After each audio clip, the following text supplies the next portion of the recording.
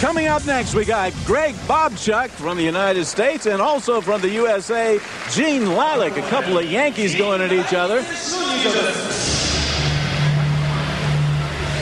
Gene Lilac is from the U.S., but he's been living here in Japan. He's been studying, working, living with the Japanese. He sleeps with them, eats with them, and works out with them. So he's being trained to be a real UWFI warrior.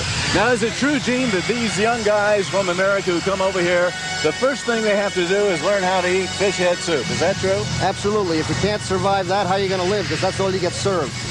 Rice and fish head soup. And let me tell you, they lose some weight when they get over here.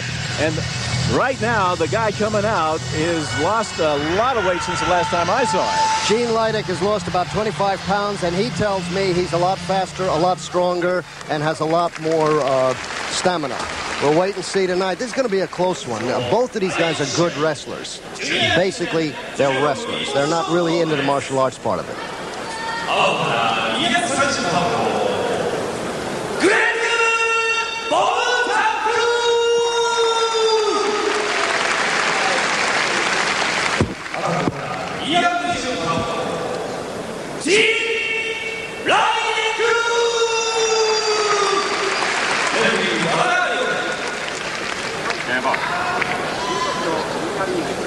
Now, for the first time, we're going to see a couple of Americans going at each other in shoot wrestling. This has got to be a first, huh?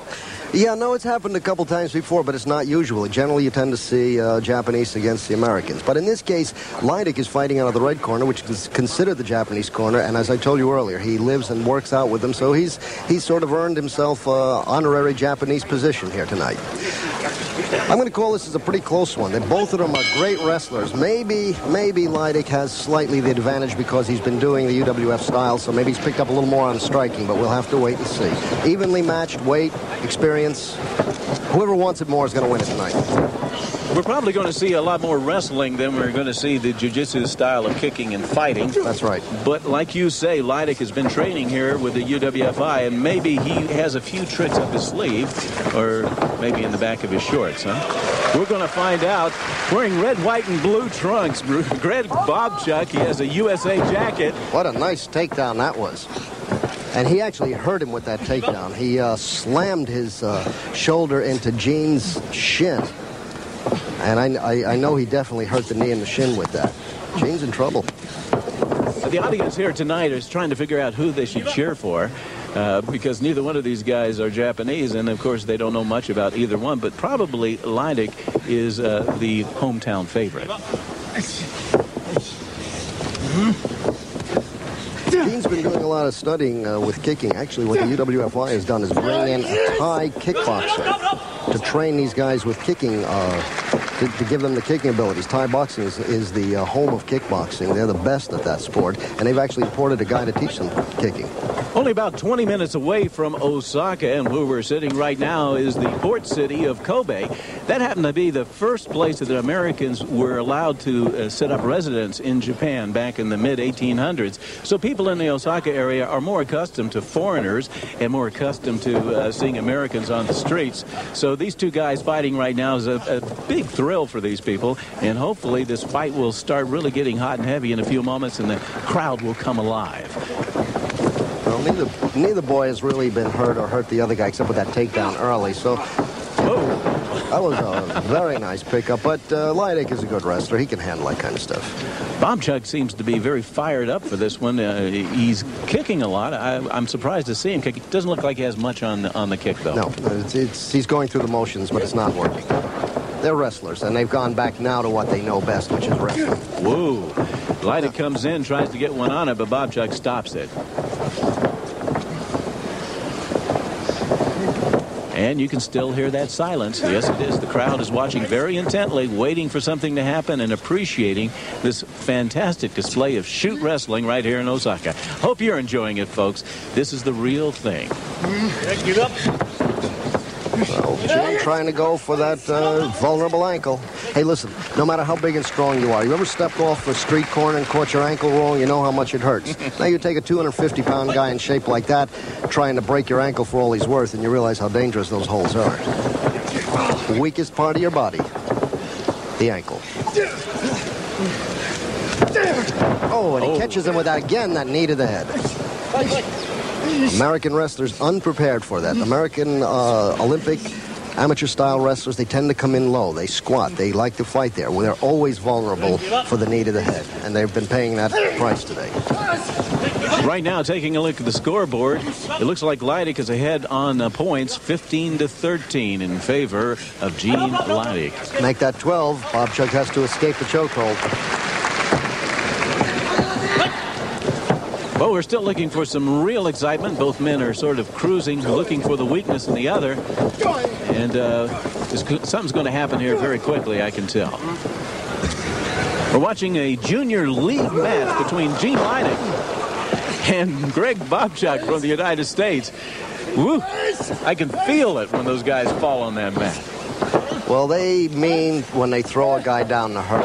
In other kinds of wrestling, that's kind of, you know, you throw a guy, but you're careful how you throw him. He breaks the fall with his hands or with his feet. In this case, they're trying to throw you on the high part of your body, on the upper back, on the neck, and really hurt you. Leidig just lost his first point in the match. It's now 14-12 as they come together again.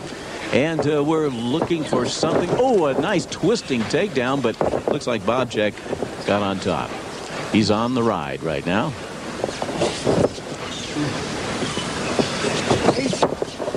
And they roll into the ropes. But no one takes responsibility for it. The referee is still pointing the finger. No, if you simply roll into the ropes through the action of your fighting, points are not deducted. It's when you grab it to stop the action. Like now when Bobchuk had the hold on his ankle. That's when you do that. Bobchuk loses another point. It's 14-11, and they're back in the center of the ring again. Gene's trying to throw the kicks, but they're a little bit too slow. He should stick with the knee. That's had a little luck for him.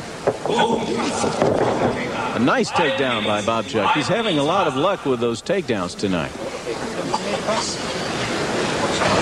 But they're just straight wrestling takeovers. Wrestlers are used to that. They're not causing any damage. A little trivia for you folks who are watching shoot wrestling for the first time.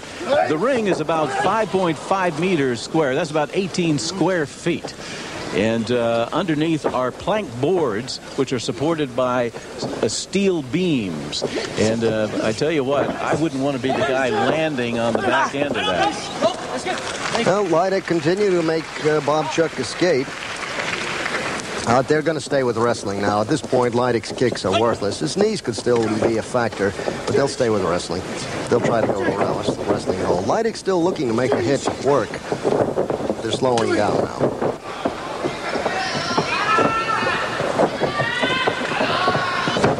They're wrestlers, and they've gone back now to what they know best, which is wrestling. Whoa. Leidig comes in, tries to get one on it, but Bobchuk stops it. Whoa, go back to the action. But Leidig made a mistake. He tried to take him over with a suplex, but he put him straight over on himself onto his face. He could very easily have broken his own nose. But no, he looks all right. So the damage only inflicted to Bobchuk. It looked like Leidig hurt himself with that. He didn't bridge enough. What you have to do is bridge enough to avoid your opponent coming down on your face. We'll come back to that. Yeah, in just a second as the action intensifies in the middle of the ring now. Bobchuk going after him. That was quite a clash of titans we just saw. It's 14-6 in favor of Leidig. So Bobchuk's going to have to get started, or he's going to have to win this thing by submission, because the time is going to start running out. This is a 15-minute time limit on this particular junior league match. You're looking at two Americans going at each other. Gene Leidig, he's in the red corner, and Greg Bobchuk in the blue. What was that you were saying that wrestling has to be continued as called entertainment? What we call professional wrestling back in the United States, in most states, is considered entertainment, and it has to be advertised as exhibition and not a contest. That's because, according to this encyclopedia, most of these exhibition matches are rehearsed. Well, there we go again. Oh, there is a beautiful one. That really hurt. Now, Bobchuk is in trouble. You notice how he bridged the body and brought him down straight on his back and neck. Bobchuk is in bad trouble. The arm is extended. He's a break. And it's over. It's over. It's over as Gene Leidig does it. That training is paid off. Gene Leidig takes on Greg Bobchuk and finishes him off with a beautiful move right at the end. Now, there is the kind of takedown. Okay, we're going to take a look at some slow-mo. Here we go. See, there's Gene. He falls actually right on his face. He hurts himself as much as he does Bob, Chuck, because you can actually get your nose or jaw broken. But look at how beautifully he does that one, how he puts all the pressure on the back of the neck and head. Watch the head and neck hit. This is the dangerous one. I'm afraid somebody someday is going to get killed. I just hope it doesn't happen. These boys are in such splendid shape they could take it. Don't try that at home, folks. And that ends it. Gene Lilig taking on Greg Bobchuk.